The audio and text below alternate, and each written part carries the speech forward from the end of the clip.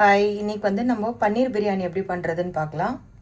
நான் ஆயில் குத்தி மசாலா ஐட்டம் போட்டிருக்கேன். ஆனியனை ஸ்லைஸாக கட் பண்ணி போட்டிருக்கேன். 2 ஆனியன் கட் பண்ணி போட்டிருக்கேன்.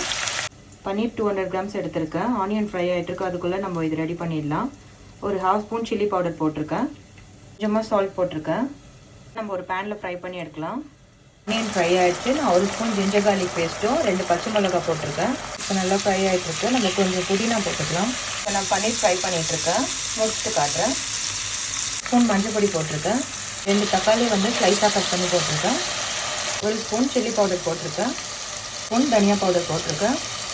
1 ஸ்பூன் கரம் மசாலா போட்டிருக்கேன். கொஞ்சம் கொத்தமல்லி போட்டிருக்கேன். 1 ஸ்பூன் தயிர் போட்டிருக்கேன். ஸ்பூன் சால்ட் போட்டிருக்கேன். பன்னீர் ஃப்ரை பண்ணி எடுத்துட்டேன். வந்து 2 டம்ளர் பாஸ்மதி ரைஸ் எடுத்திருந்தேன். 3 டம்ளர் வாட்டர் ஊற்றிருக்கேன். ஒரு 20 மினிட்ஸ் சோக் பண்ணி வச்சுருந்தேன். இப்போ நம்ம ரைஸ் இதில் போட்டாச்சு.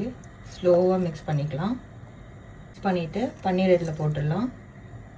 கொஞ்சம் புதினாவும் கொத்தமல்லியும் போட்டிருக்கேன். ஸ்லோவாக மிக்ஸ் பண்ணிக்கலாம். அதில் 1 ஸ்பூன் கீ ஊற்றிருக்கேன். நம்ம இதை க்ளோஸ் பண்ணி குக் பண்ணலாம். காட்டுறேன். ஓப்பன் பண்ணி பார்க்கலாம். ஆல்மோஸ்ட் குக் ஆகிட்டுருக்கு. இப்போ நான் தம் போட்டிருக்கேன். இந்த மாதிரி இது ஒரு 10 மினிட்ஸ் நம்ம சிம்மில் வச்சு இந்த மாதிரி வச்சுக்கலாம். 10 மினிட்ஸ் கழித்து நம்ம அடுப்பு ஆஃப் பண்ணிடலாம். ஆஃப் பண்ணிவிட்டு அதுக்கப்புறம் ஒரு 15 மினிட்ஸ் இப்படியே இருக்கட்டும், நம்ம ரிமூவ் பண்ணக்கூடாது. இப்போ நம்ம தம் எடுத்துடலாம். சூப்பராக குக் ஆகிருக்கு. நீங்களே பார்க்கலாம்.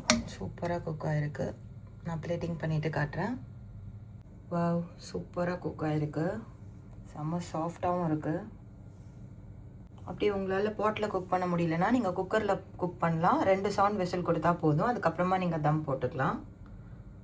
ஸோ யம்மியான பன்னீர் பிரியாணி நீங்களும் ட்ரை பண்ணுங்கள். Thank you so much.